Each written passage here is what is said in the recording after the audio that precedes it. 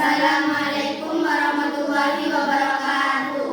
Kami dari kelas 8E kelompok 4 terdiri dari Munawwaroh, Janeta Latifah, Dian Arifah, Isnala Agustina, Kurnia Lestari Sarah, akan mempresentasikan tugas IPS dengan judul Sumber Daya Alam Kemaritiman.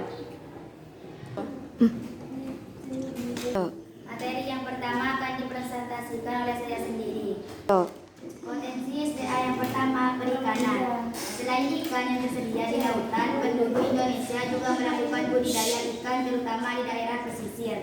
Di Pantai Utara Pulau Jawa, banyak masyarakat mengembangkan usaha budidaya ikan dengan tambak. Jenis ikan yang dikembangkan di tambak adalah ikan bandeng dan udang. Kekayaan alam Indonesia berupa ikan banyak diambil nelayan dari negara lain, berupa praktik pencurian ikan atau illegal fishing. Ada beberapa wilayah perairan Indonesia yang paling rawan dengan praktik pencurian ikan, yaitu Laut Arab Biru, Papua di perairan Indonesia Timur. Potensi SDA kemaritiman yang kedua akan dijelaskan oleh Janeta Dwi Arifah. Potensi SDA kemaritiman yang kedua adalah hutan mangrove. Salah satu potensi sumber daya maritim Indonesia adalah hutan mangrove atau hutan bakau. Hutan mangrove atau hutan bakau adalah tipe hutan yang berada di daerah pasang surut air laut.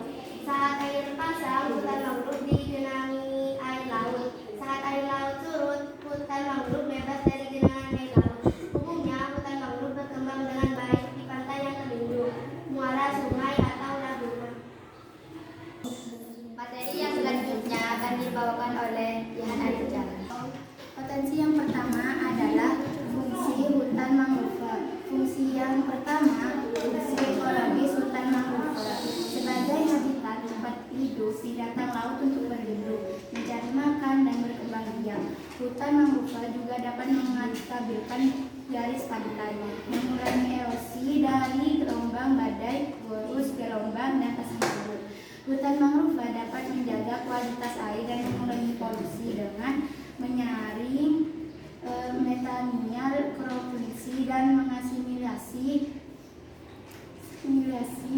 Fungsi yang kedua, fungsi ekonomis hutan mangrove. Nilai ekonomis dari kayu dan pepohonan dan makhluk hidup di dalamnya. Biasanya kegunaan kayu bakau untuk bahan kayu bakar, bahan pembuat arang, dan bahan pembuat kertas.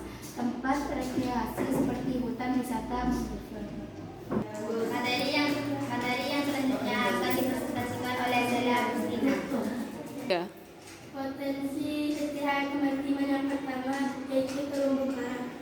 Terumbu karang adalah terumbu batuan sedimen kapur di laut dan terbentuk dari karang yang sebagian besar dihasilkan dari koral, bintang yang menghasilkan kapur untuk kerangka tubuhnya. Indonesia merupakan negara yang memiliki terumbu karang terluas di dunia. Luas terumbu karang Indonesia mencapai 284.300 km persegi atau setara dengan 18% dari terumbu karang yang ada di seluruh dunia. Kekayaan terumbu karang di Indonesia bukan hanya dari luasnya, tapi juga dari keanekaragaman hayati yang ada di dalamnya. Keanekaragaman hayati di terumbu karang sebagai potensi sumber daya laut di Indonesia juga tertinggi di dunia. Materi yang selanjutnya akan dipresentasikan oleh Kurnia Lestari. Saya akan menjelaskan fungsi dan manfaat terumbu karang.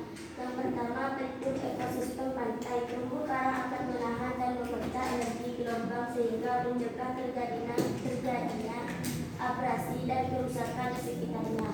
Yang kedua, sebagai penghasil oksigen. Terumbu karang mempunyai kemampuan untuk memproduksi oksigen sama seperti fungsi hutan di daratan, sehingga menjadi habitat yang nyaman bagi biota laut. Fungsi yang ketiga, rumah bagi banyak jenis makhluk hidup. Terumbu karang menjadi tempat bagi hewan dan tanaman yang berkumpul untuk mencari makanan, berkembang biak, membesarkan anaknya, dan berlindung. 3.